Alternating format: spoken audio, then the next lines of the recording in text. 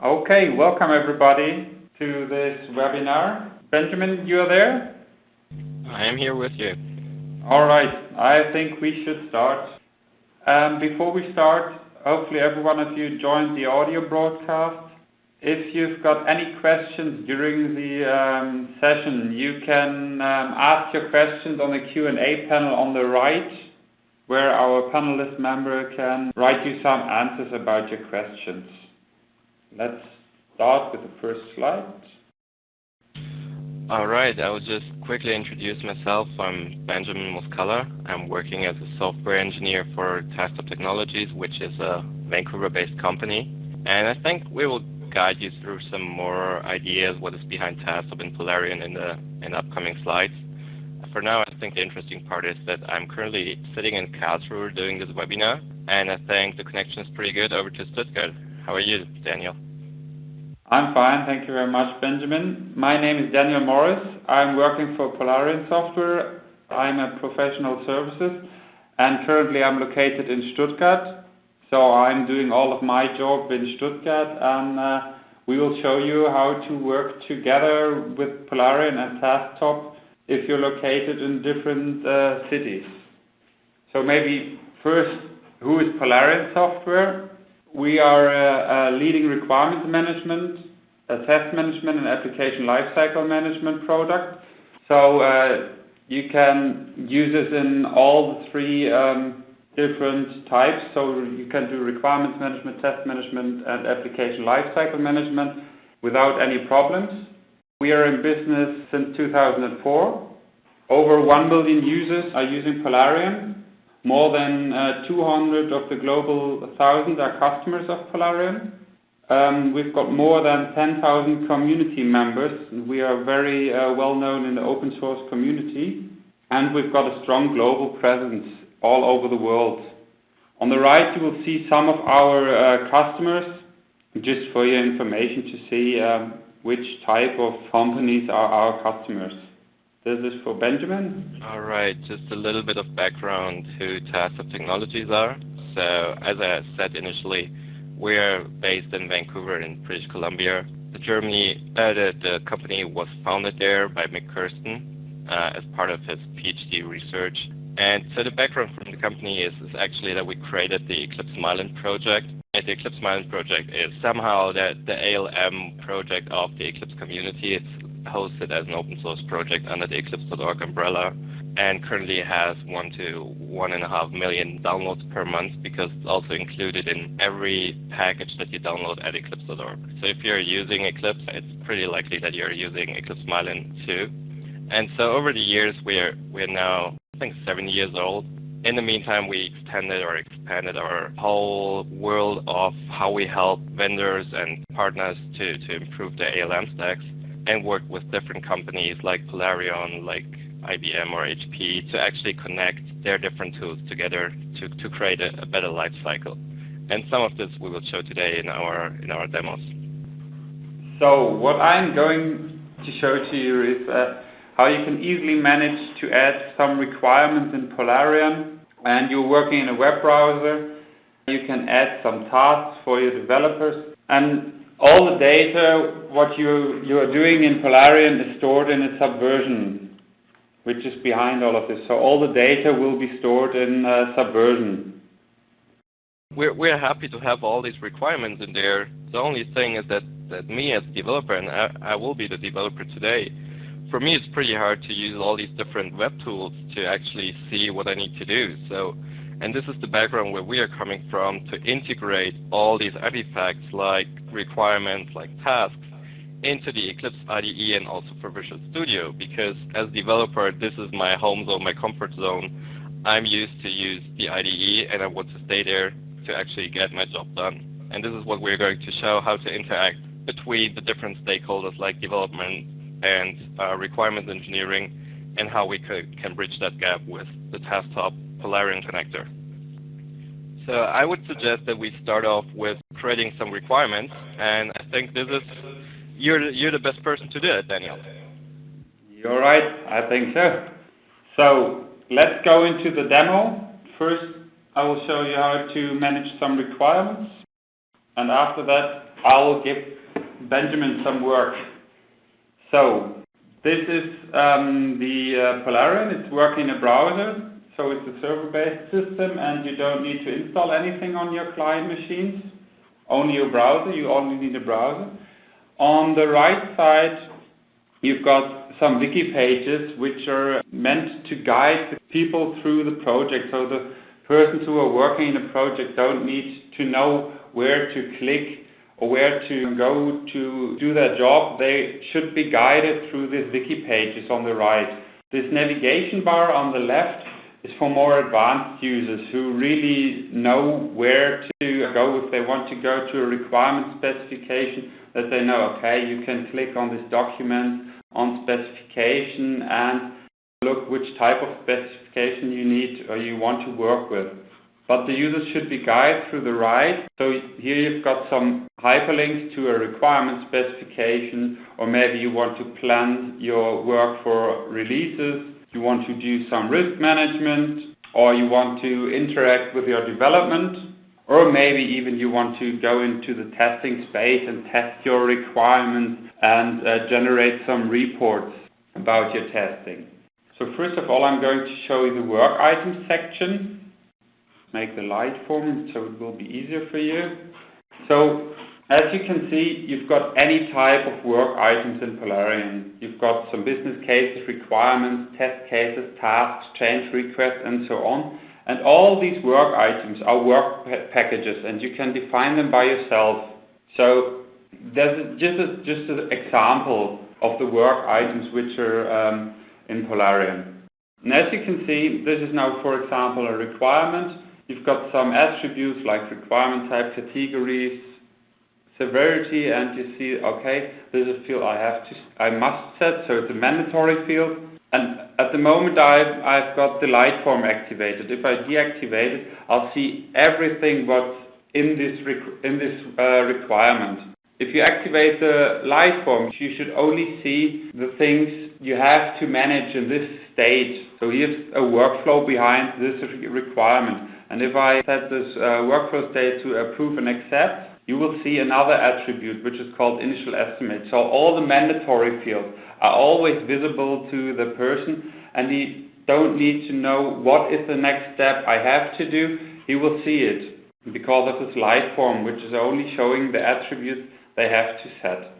But I want to show everything what can be part of a requirement, and these are completely configurable. So you can say, okay, what kind of attributes should be visible in my requirement? What kind of attributes should be visible in my test case, in my task? And as you will see in a moment, you can completely configure by yourself what is part of a requirement, what is part of a test case, what is part of a task. So you see, okay, there's a requirement. Maybe you will say, okay, that's the special type of requirement, functional requirement or user requirement. You can set up some categories for this requirement, and as you can see, this is plus. This is a multi-field, so you can say, okay, this requirement has more categories. You can set up an assignee. What I will do in a moment, I will assign Benjamin to some of my working tasks, and you can set up a multi-field too, so you can have more assignees for a requirement. You can plan them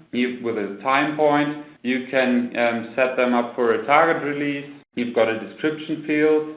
You've got a comment field where you can manage the communication in Polarian, so you can communicate with some developers, with some test managers.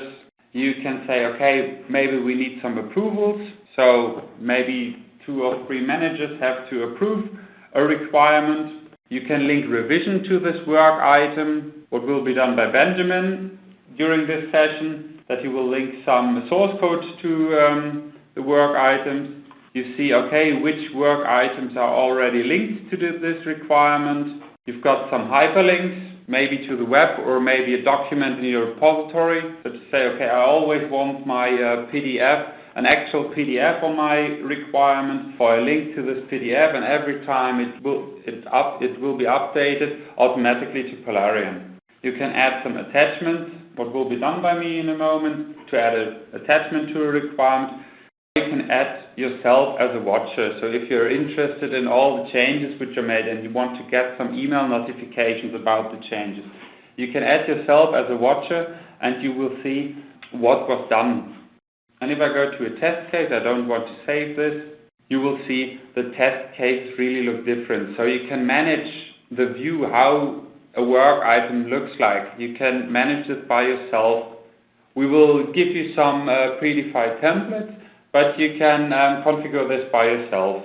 So you see we've got the status field here as well as the signing field, but now we've got 2 columns and not 3 anymore. And you've got some execute tests, so that's really different, the tests. And the defects, for example, look different as well. So you see, okay, we've got 2 columns with some more time spent and remaining estimate attributes. We've got a description, and you see, okay, this defect is already assigned to Benjamin, so I think he will do something with this defect or fix this defect in this demonstration. You've got some custom fields, and you can add some custom fields by yourself, and the rest of it is nearly the same. You've got some work records where you can specially say, okay, I've done 2 hours on documentation on this defect or analyzing this defect, where you can specially say, okay, I worked so much hours on this.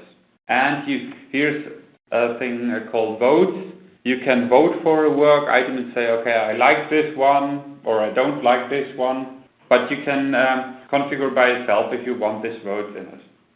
Then what you've seen is a table view in Polaris. So you see all the work items are listed in here, and a lot of people say, okay, this is like Excel. You've got all the columns with your information in here, and you can add some columns like you want to. And below, you always see a preview of this work items. So you see, it's like an Excel and it's like an Outlook, where you've got your emails on here and your preview below. And the next step I'm going to show is Polaris document view, how to manage documents in Polaris. And you will see, it doesn't matter where you make the changes, in a document or in a table. The changes will be done in both. So it doesn't matter if you prefer working on a document or if you prefer working on a table view. So let's go into a document in Polarium. I already prepared an eLibrary specification.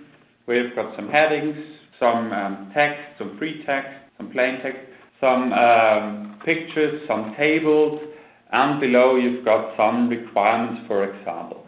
And it's really easy in Polarium to add some requirements. For example, let's say this one should be a requirement as well. You can mark it, say, okay, this requirement, or maybe these should be 2 requirements. And you go in here, click enter, and you will have 2 requirements. I'll save it, and they will get an ID. So you see, okay, they've got a new ID, and now every time we are talking about the TTPol 49, it's this requirement. And you can easily, by pressing tab, you can set a hierarchical link. So to say, okay, this one is the parent of this one. And if I open this panel on the right, you will see this. This TTPol 49 has a parent TTPol 48. And this happens simply by pressing the tab button. And now maybe this requirement shouldn't be on this, below this heading. So let's cut it. I press Ctrl X after I marked it and paste it in here. And after I save, you will see the IDs won't change. So you can easily cut and paste your requirements in your document. Or you can easily add some requirements. So let's say, for example, okay, we want a new requirement. I pressed enter, say, okay, I want to have a new requirement, which is called login should be case sensitive. And after saving the document, you will see we've got a new requirement, login should be case sensitive. And as well, you can easily unmark some requirements if you want to. So let's say, okay, this one isn't a requirement anymore. So you don't need to write your specifications in Word anymore. You can do this in Polarium very easy, and you can easily add everything or nearly everything you want to. So for example, if we say, okay, or first let's save it and I'll show you, it doesn't matter if you're working on a document or in a table view. So we have our login should be case sensitive, and say, let's have a look in the table view. Is this in here as well? And here in our table view, you've got this login should be case sensitive as well, and we can add some an image into the description of this requirement. I'll take an image which is on my desktop now, say insert, and now you've got this screenshot in this description of this requirement. I'll save it and I'll show you in the document view. Simply by clicking open in document, you will jump directly into the work item and you see the screenshot is in here as well. Now let's make it a little bit smaller. So nearly everything is you can be done in the Polarian document. And now if you're ready, you will say, okay, this is our specification. How can we work with a customer who has no Polarian? He should be able to review these documents in any way. So for this, you can use a function which is called Polarian round trip, where you can say, okay, we make a Word round trip and we give the customer a Word document where he can review this whole document. So we say, okay, Word round trip, we want to export it, and here you've got three types of modes. You've got the review mode where the customer can only add some comments. You've got the prioritization mode where the customer can add comments and maybe change some attributes outside of Polarian. Or this collaboration mode, which is more for offline working, so the customer can edit everything and change it like in Word documents. But we want to give him a document where only the attributes and parts can be changed, which we want the customer to change. So let's say with this prioritization mode, he may add some comments and change the severity. And now if I export it, he will get a requirement specification, and you see it nearly looks like in Polarian. And this one, here we've got this login should be case sensitive, and you may not write anything. The only thing you may change is we want to change this attribute severity may be changed. So we say, okay, maybe this is a should have, and this is a should have, and our login should be case sensitive is a must have. Or you can add some comments and say, okay, please use numbers as well for the login. So the customer reviewed the whole document, sends it back to me. I will call it export, so I know which type of document it will be. And now I want to import it back to Polarian. I want to import the changes, take the exported document, which I get from the customer. Here I can override some conflicts if I want to. You never should override some conflicts, in my opinion, but if you exported it as an offline document and you know what you did, you can have the option to override some conflicts. Or here with the next step, you say, okay, I gave him the possibility to edit some attributes, but maybe I want to import only the comments. The attributes shouldn't be imported. But for me, it's okay to see his changes. So let's say start, and we import the document, the changes, and in a moment we will see, okay, it was successful. We will see all the changes which were made by me are in here as well. But how can you see these changes? Because they were made by a customer, so I need a function which is showing me what has changed. There you've got the history in Polarian, that you see, okay, let's compare the last two states of this document to see, okay, I exported it 4 minutes ago and now I re-imported it. And now I compare the document, and I will see all the changes which were made. So I changed this must have to should have, and here this should have to must have. Or I can view this in a work item view. So I see, okay, all the changes which are made are in here as well. On this work item, this was done. On this work item, this was done. So you see all the changes the customer made. So let's head back to the document. The customer told me, okay, this one is a must-have, and he added some comments. So you see, oh, okay, Daniel Morris added some comments and told me I should use numbers as well. Okay, I will do that. I will make some changes in the table view, because it doesn't matter if you're working in a document in a table view. I've already told you. Let's say, okay, and I'll add to the description that you should use numbers as well. And now I'll say, okay, that's not in the status draft. I want to approve it. Okay, now I have to add something. Okay, we have an initial estimate of 2 days, and I'll plan it for the target release version 1. And I have, you see, I forgot something. I have to add a requirement type. So now this work item is accepted. And now what is missing is I want to plan it so that Benjamin has to do something with this requirement. So I assign it for a time point and say, okay, it should be finished till a special date. So let's say iteration 1. And I'll show you in a moment that you've got some views in Polaris where you can see, okay, what is planned till the next, in our example now, till the next sprint. And I've got this login should be case sensitive, and I think that's new of the customer, and I think Benjamin should implement this in a moment. So I'll make a new task. So I link a new task to this requirement. Implement this login should be case sensitive, and I think I have to assign Benjamin to this. So I say create, and now as you can see, we've got a new task for this requirement. Login should be case sensitive, and what has to be done in the next sprint. There we've got a sprint board in Polarium.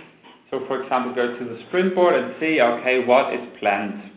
We've planned some requirements, some subtasks were linked to this requirement, and we see, okay, here's our login should be case sensitive and a task.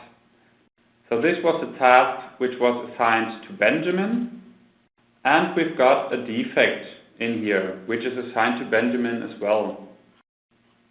So you see, here is another defect. The lost password won't be sent to a user.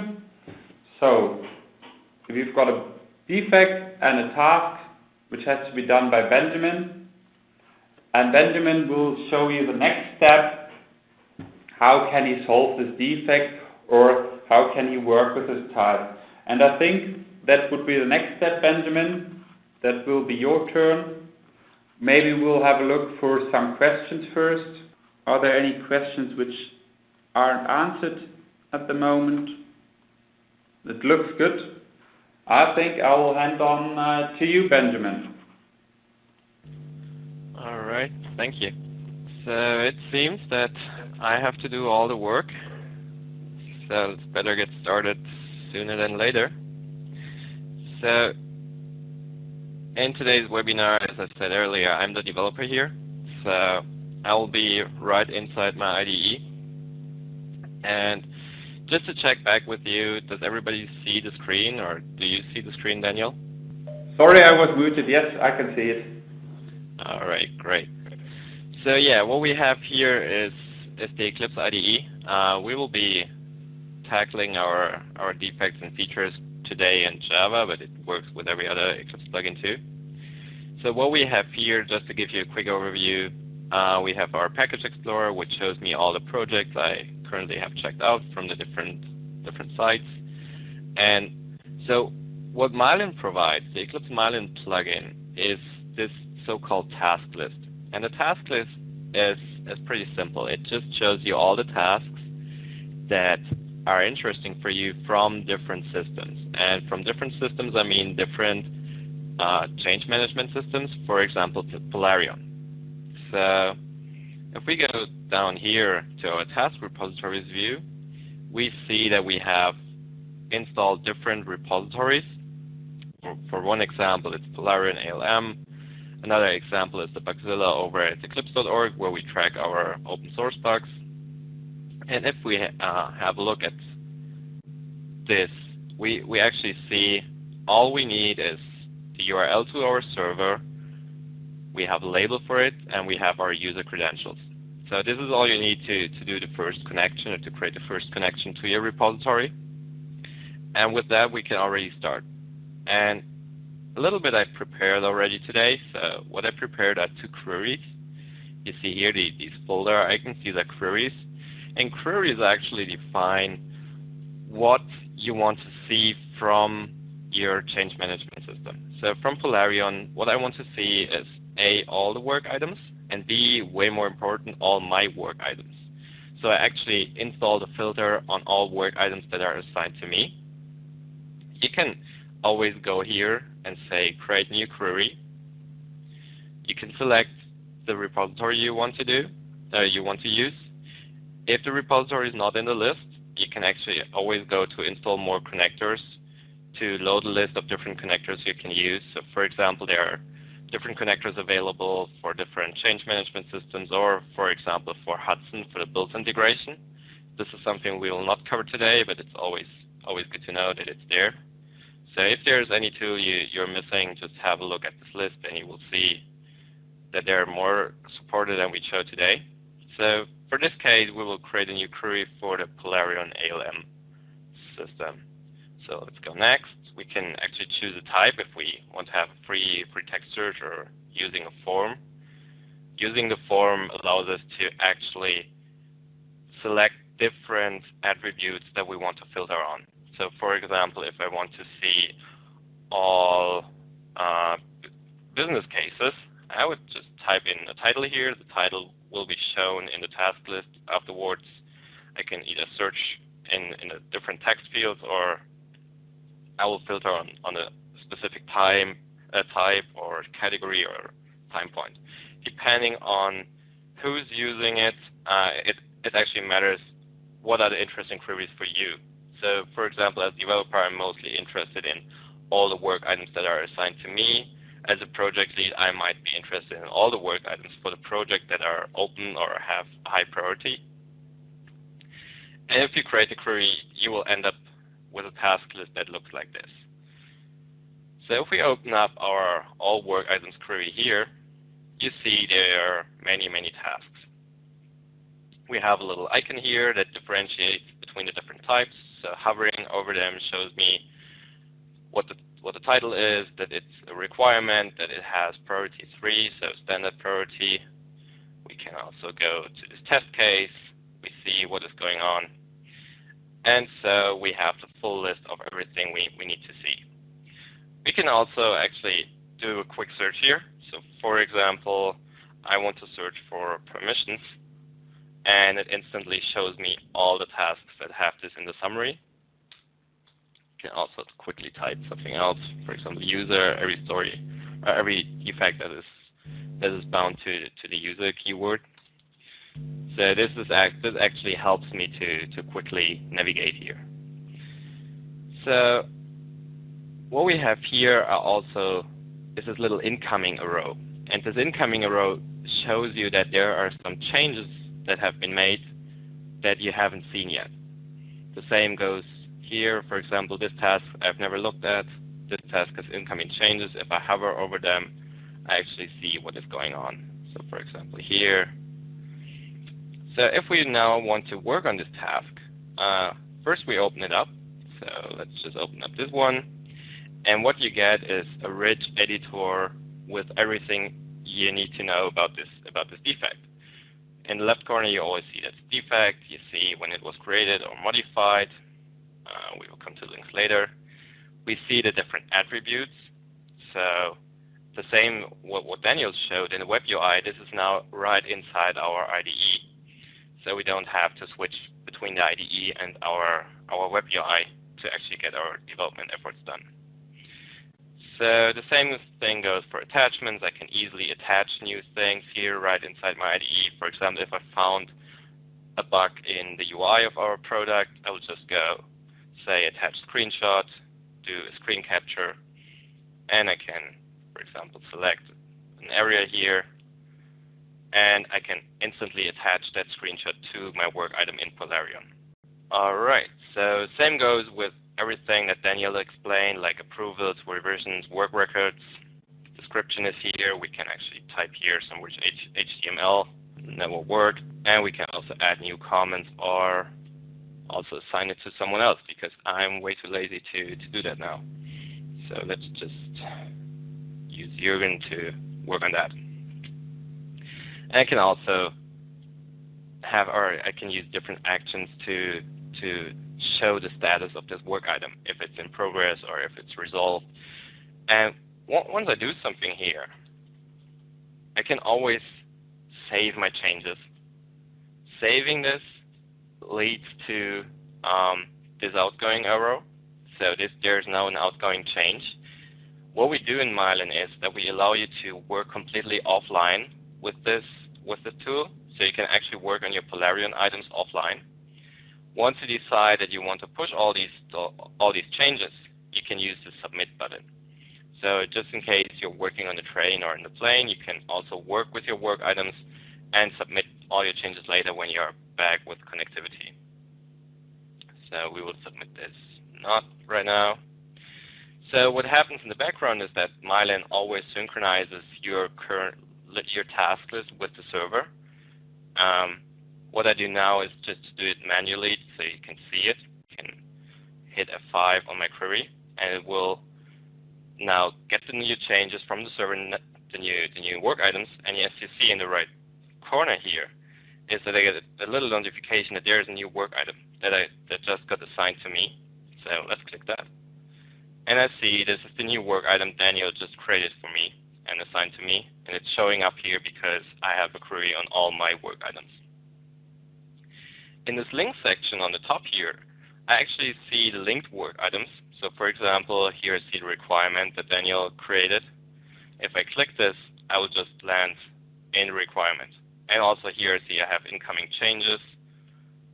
Clicking it will show me title has changed, status has changed, different attributes have changed that Daniel worked on, and I have here my new work items. So this is pretty easy to navigate between the different tasks that you have. And just for your information, we call everything a task, so it's more or less an abstraction over a work item. A task in a task tab is really everything that has attributes and can be worked on. All right, so for this is the task list. Now let's get some work done.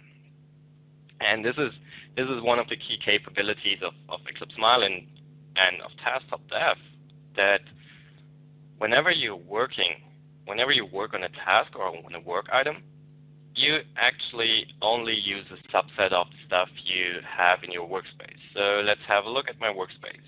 I have here a lot of projects, like I have here JDT with thousands of classes and files. I have some other projects here. That's a lot of stuff.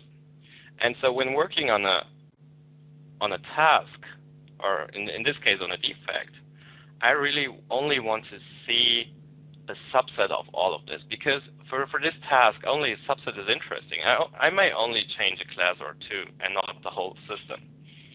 So currently IDEs are pretty centric, and what we did with Myelin was to align it more to how developers and users think. And this is called the task-focused UI, and I will show you that right now. So what we do is, on any task, here's this little button you can click to activate the task. This tells Myelin, hey, I'm now working on this task. And what happens when I click this button is that it instantly restores my IDE how it was last when I worked on this task. So clicking it will show me, it will filter everything on the left side. It will only show me the relevant things for this task. It will open up my editors again that are interesting, and everything else is filtered because everything else is not interesting for this particular task.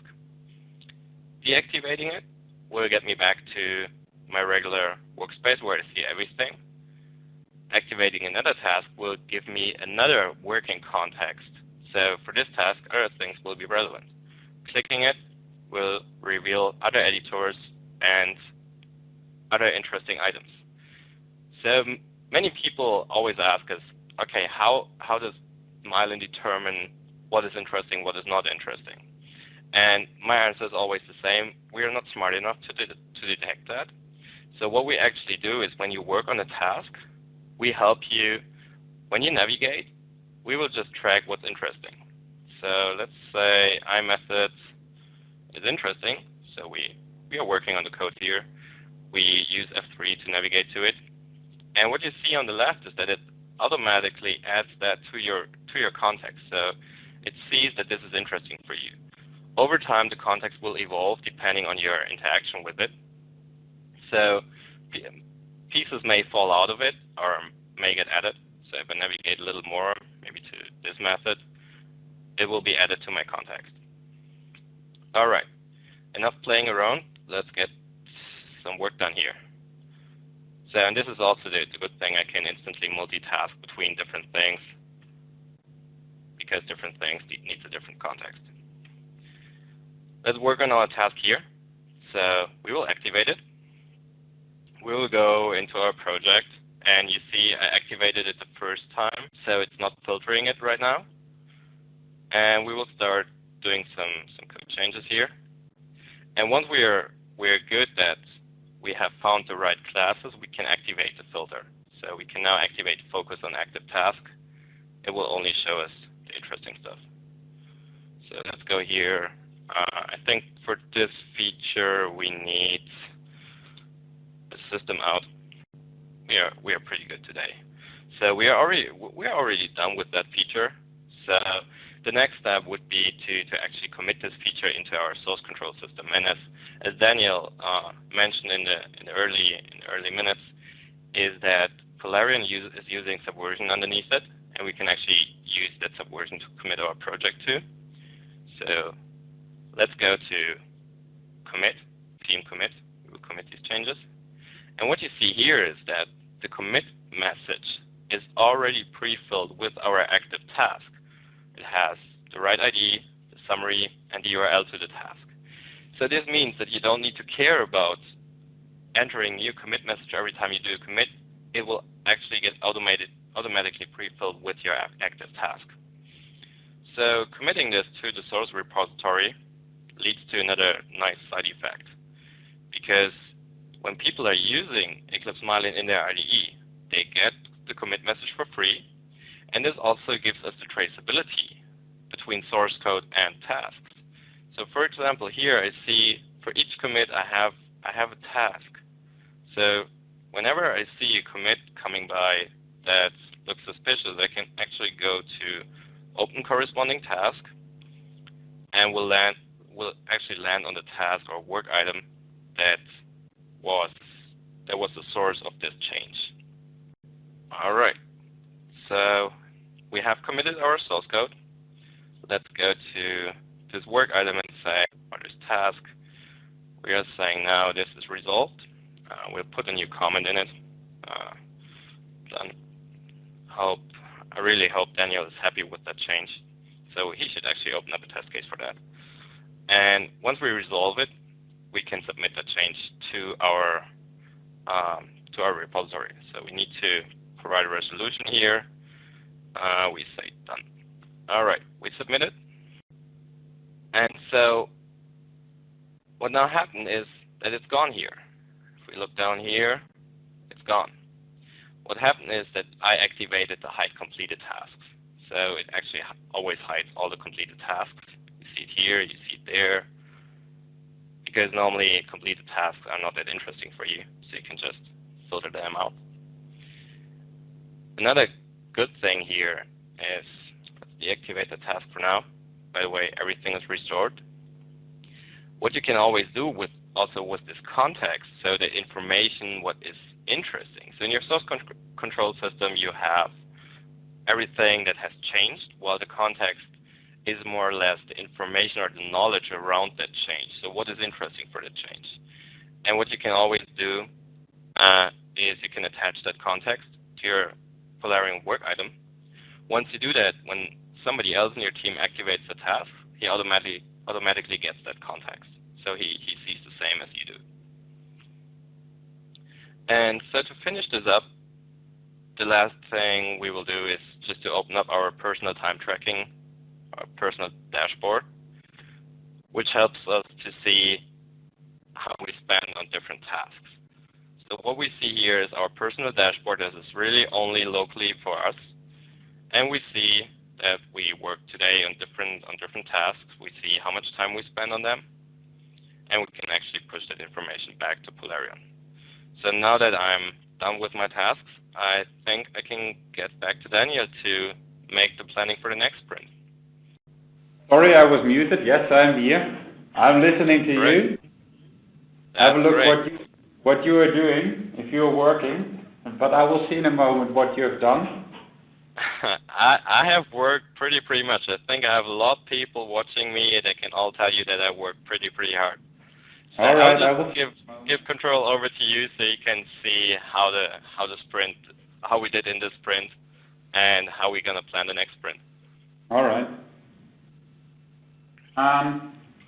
Maybe before I go on, I've got two questions which are maybe interesting for the audience.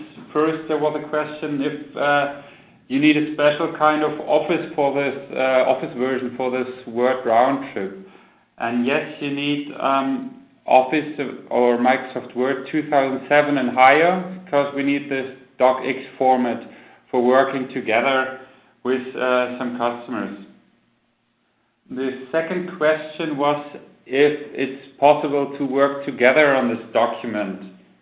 That you say, okay, we want to edit some requirements on a specification, and it's not only one requirement engineer, there are 2 or 3 requirement engineers. That won't be a problem, because the smallest entity is always a work item. So if someone is working on the first and someone is working on the 5th requirement, it won't be a problem. If they are working together on a work item, the first who saves it won't have a problem. The second will get a message, okay, there was something changed in your requirement. Please have a look in the history and see what was changed, and then you have to merge it by hand.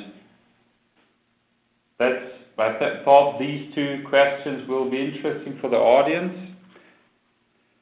So, Benjamin did some work.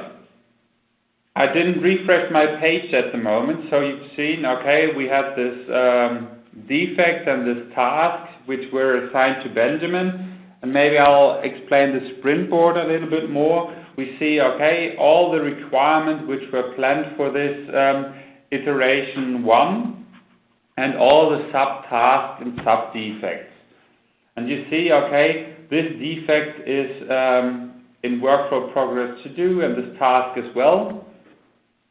And the goal of the requirement manager, which is my part, should be to get all these sub-work items to the right, so that they will be verified, and so that the sprint will be successful.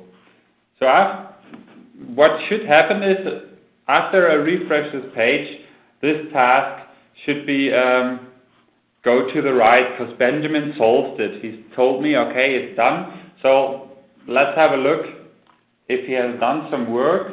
I'll refresh the page, and in a moment I will see, okay, as you can see, the task went from the left to the right, because Benjamin implemented this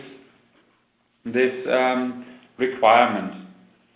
So now we want to see, okay, what did he do? So we will have a look to the work items and all the linking, and see in the table view all the work items, how they are linked together. The traceability will be visible in this preview. And let's, for example, search for our login should be case sensitive, which is here with a subtask, which is done. And below this task, you see, okay, there's source code committed to this task.